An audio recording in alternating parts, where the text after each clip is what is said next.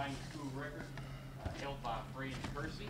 And when the Wildcats kick it off on September 4 against Louisiana Monroe, will be the 100th game for Coach Stoops, and that will tie Kersey for the school record for most games as head coach at UK. So at this point, we will turn it loose to Coach Stoops. Thank you, Tony. Making me feel old up here. Really good to see everybody. It's great. I think everybody's excited to get back in person. This is the first time I've seen you all, well, many of you, in this type of gathering in well over a year. So it feels really good to get back to some form of normal. And I hope you all had a great summer, and it's really good to see it truly is.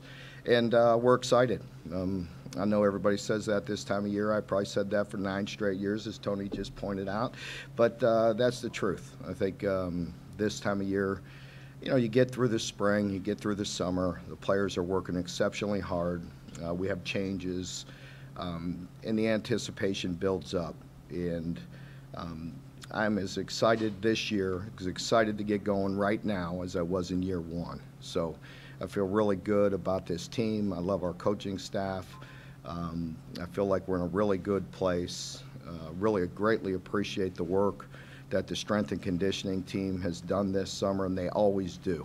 I think it's probably doesn't get talked about enough, but those guys do a remarkable job. They work with our players all spring, all summer, daily, and give up quite a bit of their time to individually train our football team. So I greatly appreciate our strength and conditioning team.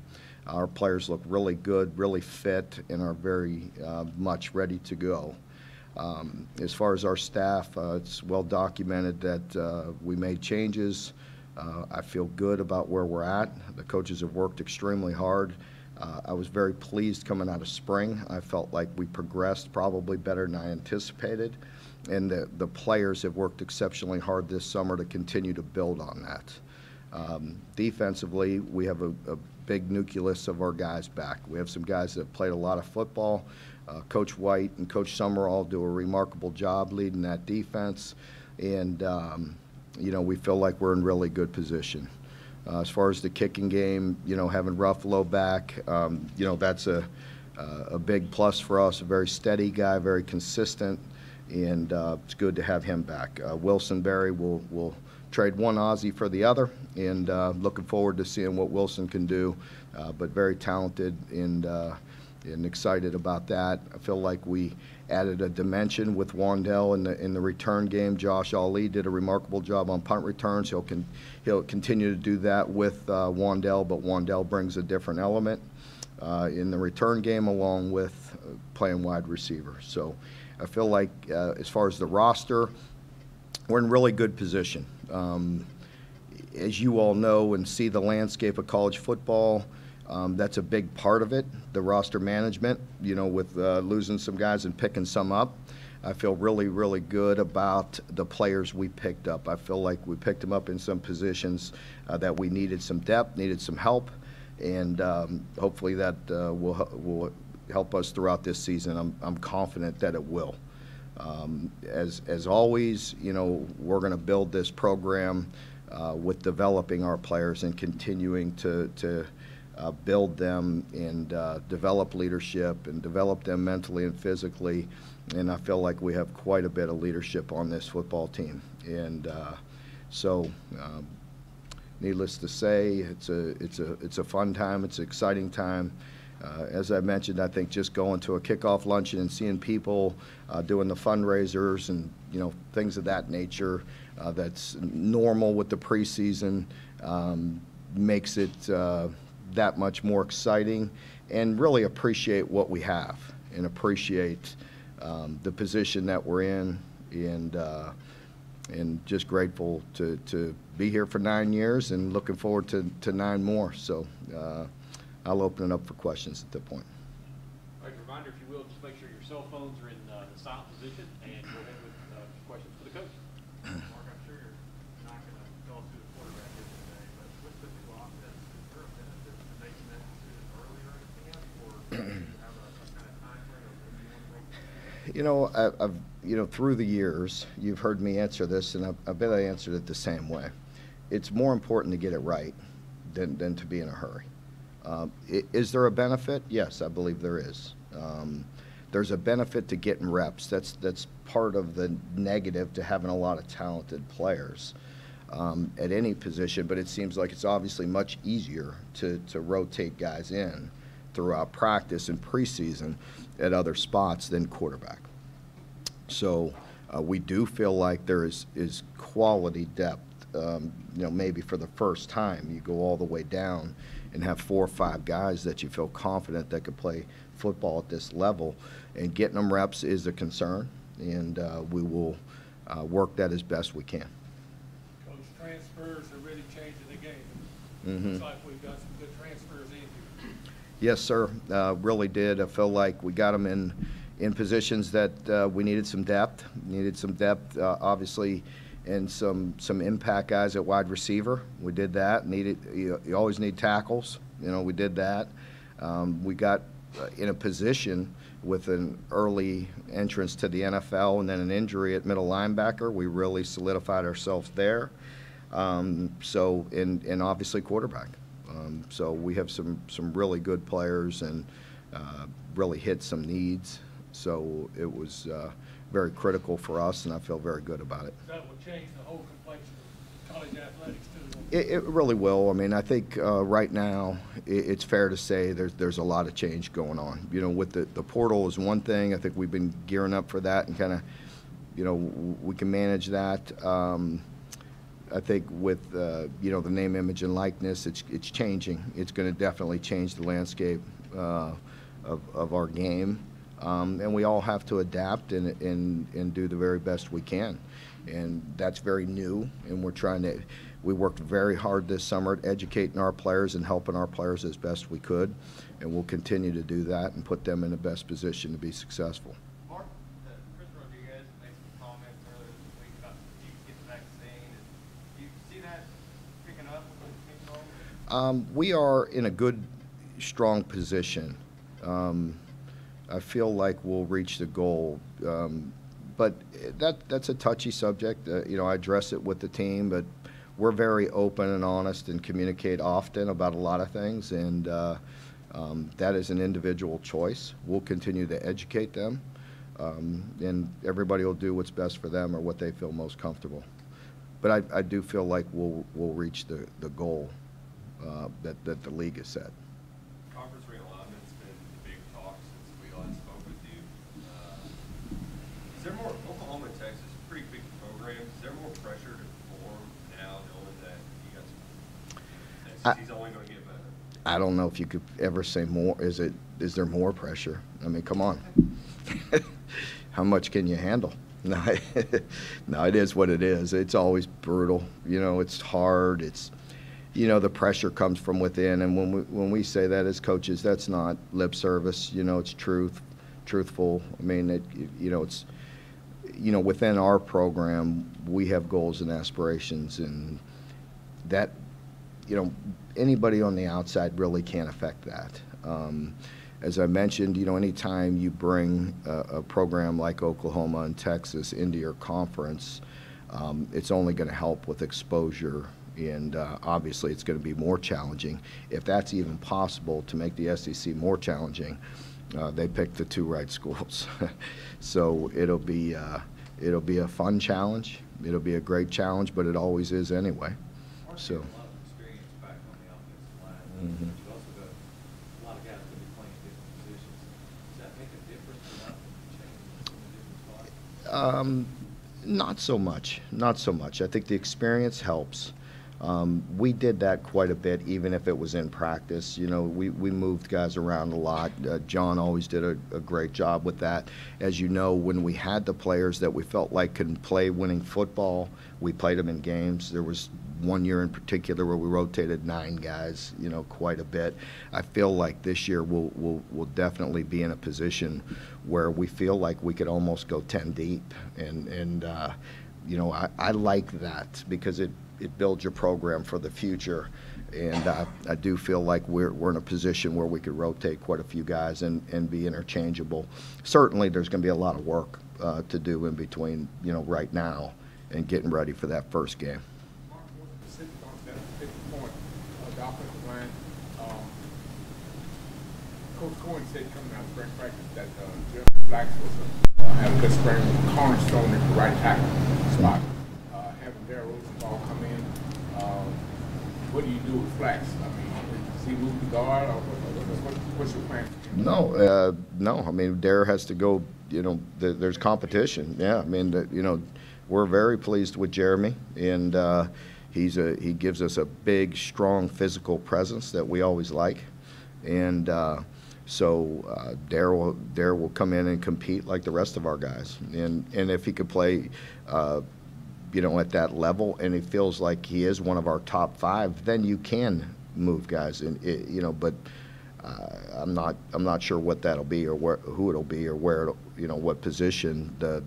We always have an obligation. It's no different than any position. It's just like in the secondary. If your 5 best guys, you want to get your 5 best guys on the field, and offensive line is no different. You want to get your 5 best, but we do feel like there's some depth.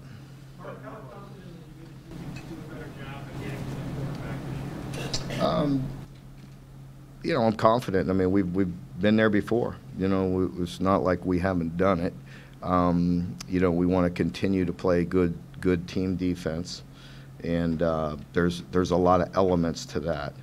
We certainly want to improve in all areas. You know, even you know, if you look at, you know, statistically, you know, over the years that we've been pretty solid in the top half in just about every statistical category, but that doesn't mean we're not trying to get better in all areas, and you know, pressure is one of them. What's your thought process on moving Isaiah Cummings to the tight end position, and is there any update on Keaton Upshaw and how he's doing? Yeah, Keaton's doing very good.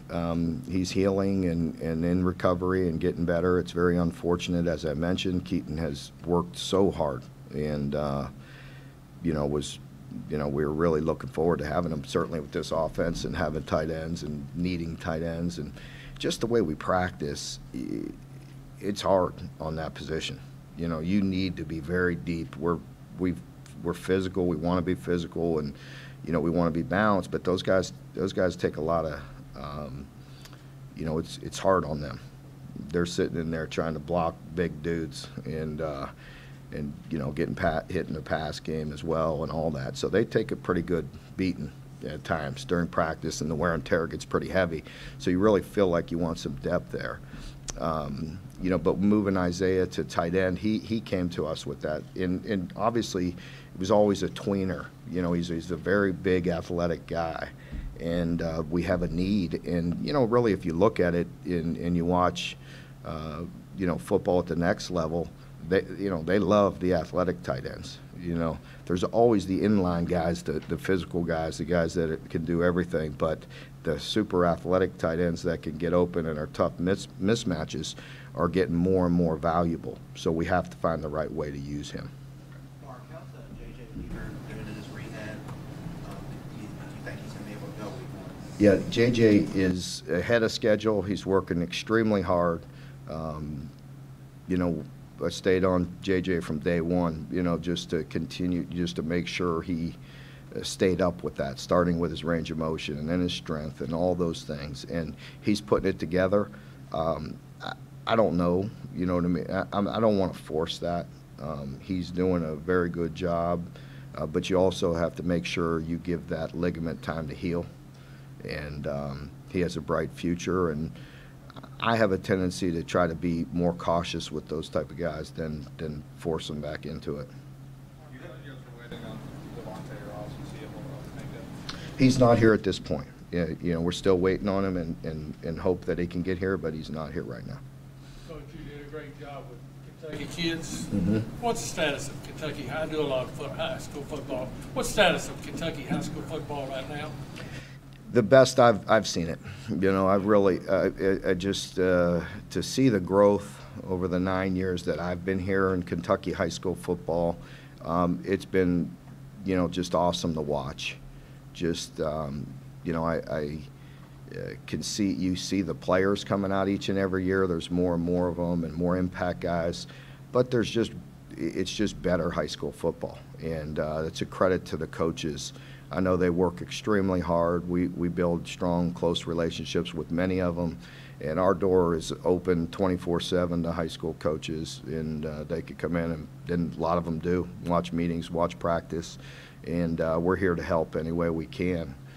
But it's been really fun to see the growth and the improvement of Kentucky high school football. You did a great job this year in high school football and state, Yeah, recruiting those kids. we're proud of what we've done. You know, we work hard. That's our priority. We want to keep the local kids home. We want to keep the state of Kentucky players home. And I know it's important for you all to see them. It's important for our fan base to see them, and it helps in all ways. And this is our home, and we're trying like heck to lock it down each and every year. What is a reasonable expectation for your freshman linebacker for Wallace? Man, they're both good players. I haven't been able to. We're not allowed to see certain things, you know, in the summer. Obviously, I could watch their movement and their body and watch them on tape, and some impressive players. And so I have high expectations. I'm not afraid to play true freshmen if they could come in and have an impact. We've done it before, and I anticipate those guys playing, but they have to go prove it and play. And but I believe they will. Mike, are you concerned about some of the road games the team will face this year? Am I concerned about what? Some of the road opponents the team will face this year. I mean, am I concerned? I haven't even thought about it. You know, I mean, it is what it is. Bring it on. Mark, you think NIL can get in the way of player performance, and if it does, how would you handle it? NIL is a major concern of how it affects our game, how it affects your locker room. You know, for me personally, yes, I'm concerned about the way it affects our team. We've talked about it a lot. We've educated them as best we can. Does not seem to be a problem to this point. Many of our players feel like they just want to concentrate on football, and the great ones will do that because, you know, they know they have an ability to do something special, have an opportunity to play at the next level, and that's really where they want their concentration to be. This is new. It's interesting because I could talk about it and educate them, but then there are rules and regulations as far as, you know, how far these tentacles can go and how much we help them, and that's always hard. So you're floating a young person, a young adult out there, you know, doing things and signing things and that we're not properly educated on. And so, well, we handle it the best we can. You know, again, we educate them. We do have people that can help them within our athletic department and compliance and things of that nature, and they are allowed third-party people to help them with that. But to think that all of these student athletes across the country aren't going to run into some problems, then we have our head in the sand. You know. Simple as players used to sign autographs for fans as they leave the field going to the locker room. So do you see that going away now, or you think that'll continue? Whether players sign or not on the way out and things, I think, will it change? Absolutely, it'll change. You know, I anticipate that a lot of our players will, and I anticipate that a lot of our players may not. You know, and I think that'll be across the country. And I know that'll irritate, you know, certain people, but again, you know, our players are really, I don't just say this, I speak the truth. I think you all know that for years. We have a really good program. We have very good kids, you know, very good players that are very conscientious, that do so many things to help the community. They're so unselfish, and they really want to do right. They really do. You know, so, you know, I just appreciate our players and what that looks like, where they can make a few dollars. I think we all can understand that too. You know, I don't see any of our players overly consumed with going out and trying to, you know, do this NLI thing and just, I see him concentrating on football, and I hope it stays that way. Mark, there's been a lot of changes, but the one that probably affects you the most is practice time. Just, do you have to change the way you do things to make sure you accomplish your kind of weekly goals because they lower that time? No, I don't think anything. The structure of our practice or anything of that nature will affect us. No. Increase his kicking range at all? We'll see. I hope so. But I hope he stays consistent like he has been. So I know he's worked hard, and I feel confident with him. So we'll see where that range goes. Mark, you had I know you can't talk about this, but you had a young man committed who was a track superstar in the nation. With UK kind of front and center with the Summer Olympics, I'm wondering how you feel about recruiting athletes who want to play through sports. Well, I think there's no secret that we've been, a big, strong, physical football team, and I like the fact that we're getting faster. I think we all can appreciate that, and we're a faster football team this year than we were last year. I always feel like when you say that, we are again with our strength and conditioning team, we're an explosive, fast football team, short range, but you need some guys to take the top off. It's not like we have a slow defense or not. We have a lot of twitchy guys and are very sudden and very strong, but top end speed's a different deal. And yes, I want to continue to get top end speed. And you just add a guy like Mccall, and of course Wandell, but then you got Wandell and Mccall. Those are top end speed that you're looking for, along with others that we're looking to add. Okay, folks, thank you very much. We need to get to our assistant coaches and then on to the field. Coach Stoops, thank you very much. Thank you.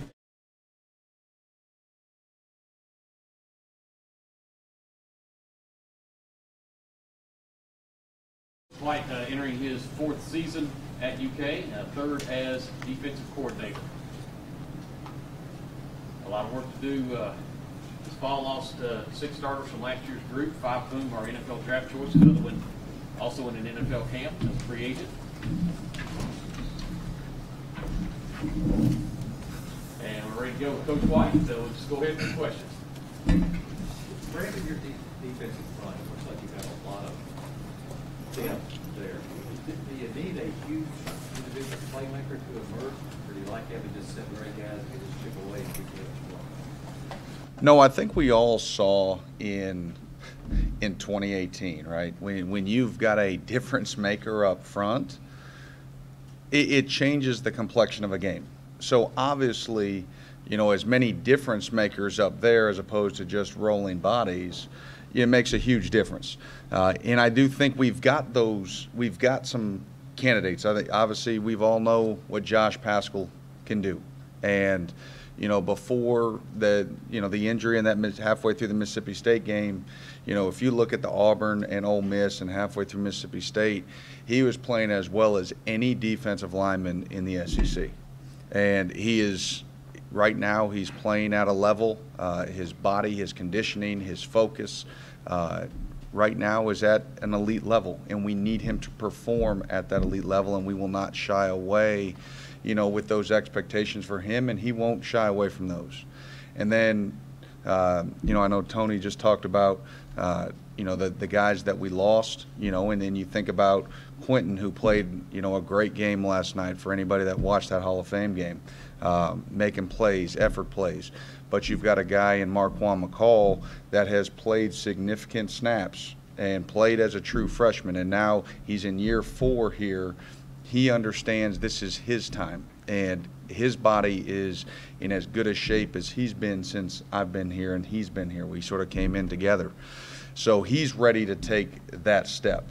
And we've talked about it before through my time here. When you're strong down the middle in a 3-4 defense, when we talk about nose guard, inside linebacker, safety, you've got a chance to be a really good football team. You got a chance to dominate. And he's going to give us that opportunity to continue to be strong in the middle, and what he's done is if you turn on, games that he started, Georgia, Missouri, different games when Q was out, he gives you a little bit of a chance to play a little bit more hash to hash, and he can run down plays against outside zone schemes. So, the big question mark to me, from a front, you talk about all those bodies that we have to solidify that boundary tackle position. And that is going to be one place where we'll have to rotate bodies, and we're going to figure out. That's why I'm holding the pencil, because the depth chart, right, in fall camp is never in pen. And it may be a day-to-day thing. It could be a period-to-period thing where, hey, one guy's going to start, one rack, and then another guy's going to start another rack, and they're all going to get chances to go against a really good offensive line day in and day out. And we're going to see who's going to be ready to play. And it probably will be by committee, and we'll go from there.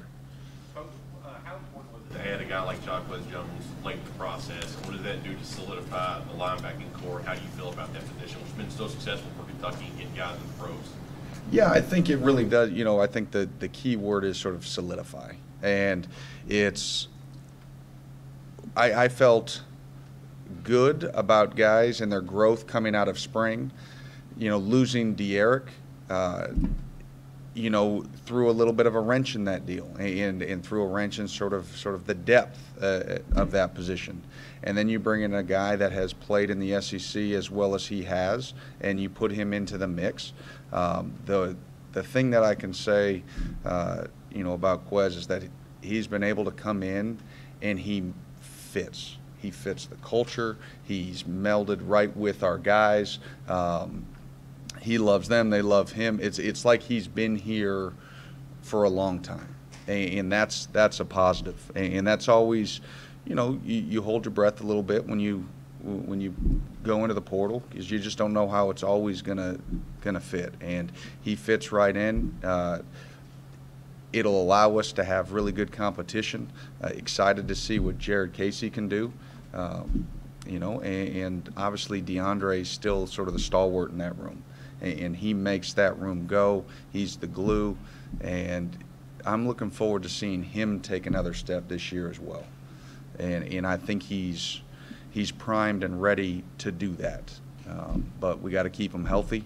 But I know Coach had mentioned, Coach Ed and Coach Hill, they do just an unbelievable job in that strength and conditioning part, and our guys look ready to go and they look ready to compete. So itching to get out there today. Coach, what about Justin Rogers?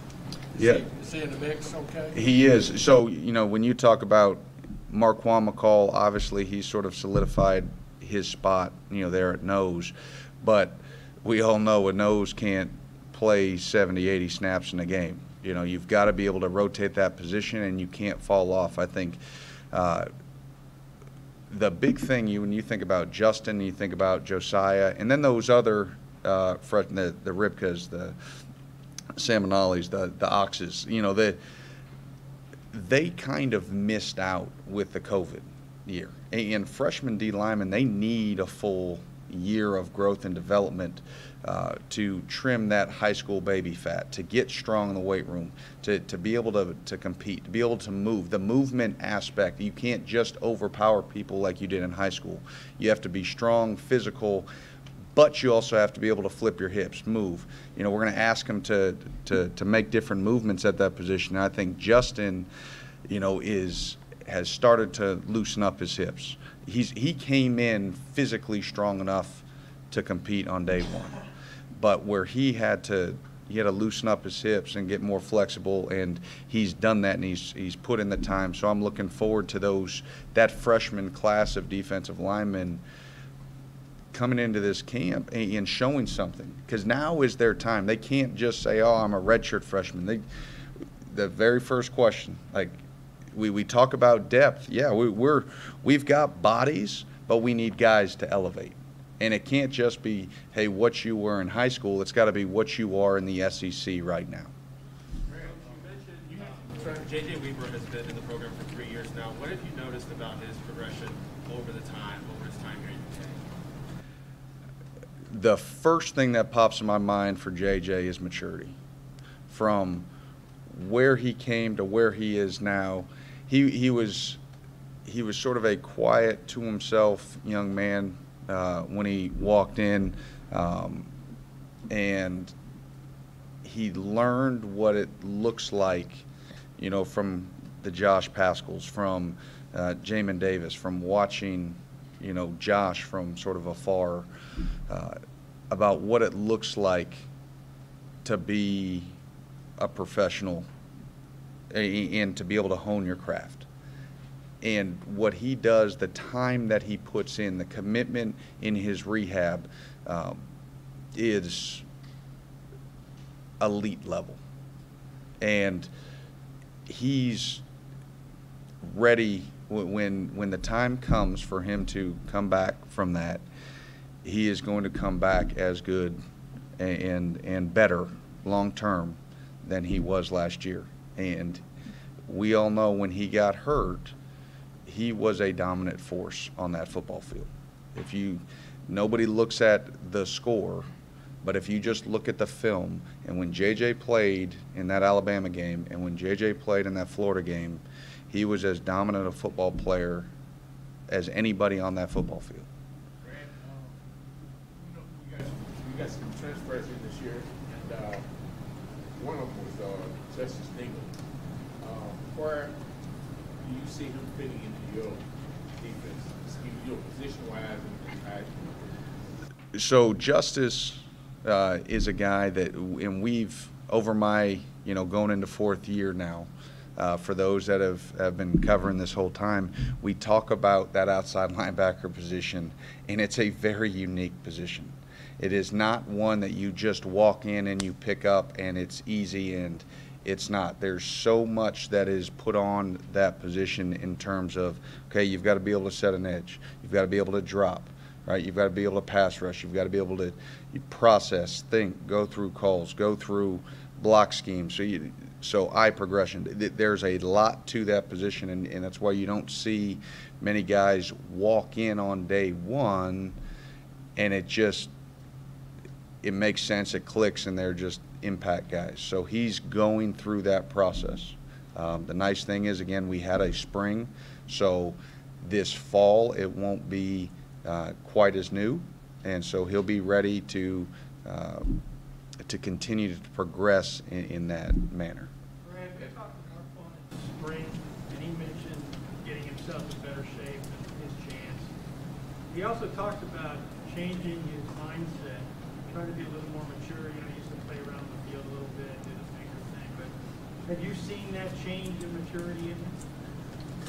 Probably the biggest change from a freshman to where he is now as a senior as anybody on the defensive roster from a maturity standpoint. And again, he would be the first to admit, and everybody can continue to grow in that. That is not a end game process, but he is ready. And I think you saw, and we talked about it in the spring, that when he was the starter, there was a more dialed in focus in those games last year. Those games that he wasn't, like, it would drift and we'd have to try to pull him back in and rein him in. And he knows this is his opportunity, his shot. You know, him and Josh, it's their front, and he's taken on that leadership role. And he's as focused as Marquand has ever been. I mean, it was funny. He just texted me this morning, said, "Hey, I'm all in, ready to go." And so that's where his mind is, his mindset. We need to keep it there because he does have a chance to be a difference maker for us, and we need him to be that. Coach, one of the better players I saw, Vito Tisdale. How's his progression? So Vito's one. Again, Vito's got a lot of skill, but uncontained or unbridled skill set is 50-50. And so the big challenge that we've given to him is to stay focused and stay dialed in. And he understands that. Like for him to be somebody that's a solid contributor for us, it has to be a down in and down out focus, understanding what is my responsibility. It can't just be float, find ball, get ball, because everybody loves it and it's great when he gets it, but it can also lead to a really big play. And so the thing I think we've done here pretty well over the last several years is we've been in the top of the country in not allowing big plays, not allowing explosive plays. And call it what you will, bend don't break, this or that, whatever you want to call it, is when we keep the ball in front of us, right, we get an opportunity, right, to make a play on the next play. And obviously led the nation in turnovers. We need to do that again this year, or at least first in the SEC. And if we can continue to do that and add some of those difference-making plays, we understand that we need to get and affect the quarterback more often this year. Our guy, you don't have to tell me, you don't have to tell our guys. They understand the issues. And some of it's on me. A lot of it's on me. And I'll take that. But going forward, all right, we're still not going to – just understand, if the more aggressive you get, the more big plays you could potentially give up. And so if we get more aggressive, then everybody better be on the same page and understand where the softness and the weakness are. Well, thank you very much. Thank you. Thank you. We're ready for Coach Cullen.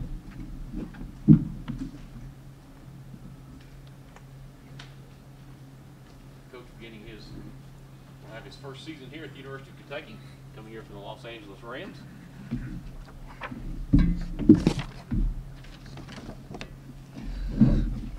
we're ready to go. Let's throw it open for questions. What's the learning process like for you with Will, just getting him on campus and getting to know what he does well, what he needs to improve on? Similar to the process that I went through probably with those other guys early on. It was just kind of getting their overall general football knowledge down to see where they were at and then what we needed to add from there. He's obviously an intelligent, bright kid that can pick up off, scheme and things pretty quickly, which is nice. And all the guys did such a nice job in the spring of learning the offense. Now he's a little bit behind because he has to learn the basics and rep the basics before we can take it to the next level, which is the goal. We talk a lot about big blue ball and how strength those guys are. But they're also being asked to do some things that they haven't done in the past. Are they taken to that well? Yeah, absolutely. I mean, they've been so physical here for the last few years, which is really nice to come in and have as a new offensive coordinator. Now, how do we get these guys in space a little bit to run and use their athleticism, which they all do have? And as Coach Stoops mentioned earlier, we have a depth at the position, which is nice to maybe be able to do some different things and sub those guys in to keep them fresh. But definitely doing some different schemes, gets those guys in space and doing some things that they haven't probably done in the past is nice to see.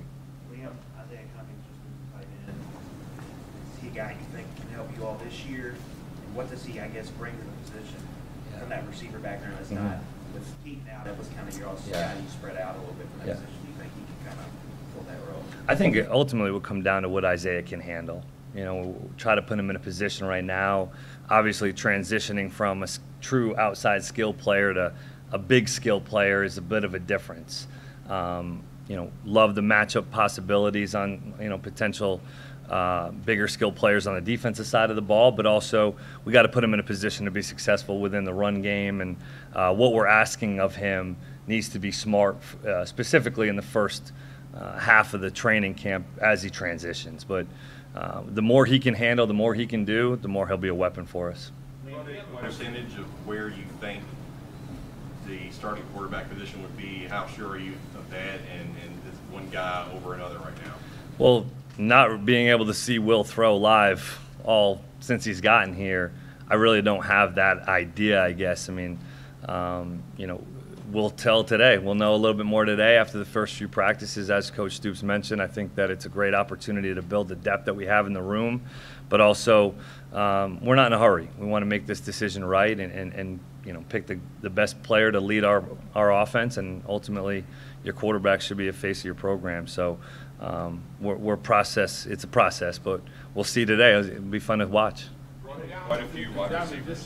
to distance situations, and what is your confidence with Joy Keaton being to move the chains, push the ball down the field? Yeah, he did a great job pushing the ball down the field in the spring. I mean, his accuracy over 20 yards was pretty nice to see in terms of the down the field accuracy, getting the ball out on time, and we were in plenty blitz and third down situations that we need to continue to get better at in that area. Is progression reads and moving past your first and second progression. What do you do when you don't have a clean pocket? Free blitzer in your face. What do you do? There's a lot of those scenarios that probably have not come up yet throughout 15 spring practices. That'll be nice to see how we react at the quarterback position to some more game-like situations this fall. Liam, do you expect some of the true freshman receivers to play right away? Expect and hope is a different story, right? I mean, you hope that the guys will come in and make an impact, because there are some skill players in that freshman class that have some ability that we want to try to take advantage of. Now, they got to get lined up and know the basic formations and some basic scheme before we can really tell as of right now. But there's definitely a hope that we can get some of those young guys involved for sure, and it's our job as coaches to try to put them in the best position to be successful, that we can get them on the field. Speaking of those guys, what physical tools do you need that would help them get on the field quicker, putting all the kind of X's and stuff? I think speed, it would be one. I think we need to continue to get faster, as Coach Stoops mentioned, and to try to get some guys to push the ball down the field a little bit more than that we've been used to. So it's really what they can handle. Okay, DeKel, he's a speed guy. How do we get him down the field and try to take advantage of his skill set? If he doesn't truly know the full offense coming out of training camp, it's our job as an offensive staff to get him ready to do so. So really just trying to pick what they do best after this training camp, and it's like, okay, are they ready to go play in a SEC football game? If they're not, hey, we take it a day at a time, but the goal is to try to get those guys ready. Is playing two quarterbacks start the season an option at all, or is it just we got to have one? It's a great question. I haven't really thought about that one, to be honest. I'd prefer not to. Yeah. When it comes to that final quarterback decision, I assume Coach Stoops will have the final say or the final call. But how would you describe what that conversation would be like at the end? As like an evaluation process, and how much say you'll have? I think it really just depends on how close it is. Your tape is your resume as a football player. And I think as coaches, it's our job to evaluate tape. That's our job. So at the end of the day, I think it takes care of itself in a lot of situations. But if it is close and it is tight, then all right, hey, who gives us the best chance to not turn the ball over, to keep the chains moving? Who's been more successful in the red zone during training camp? How about third down situations? Did we move the sticks when these guys were in on third down, or did we not? It really comes down to some of those ultimate situational football parts of the game that probably would determine who the quarterback is, and also leadership. Their leadership capabilities on the field. Do their players want to play with them and play for them and follow those guys? So I think all those things will go into the decision-making process. Coach, it looks like you've got very good quality depth there at quarterback, right? Yeah, we have depth, absolutely, and I think it's good depth. It's good. It's anytime you have you have competition, it's a good problem, right? And at the end of the day, it's my job to get the quarterbacks to play at a high level, and I believe that we took a step forward this spring. But there's always going to be competition. We're always going to look for, hey, who's going to give us the best chance to win, regardless of class, regardless of how long they've been here or have not been here. It's our job to put this team in the best position to be successful.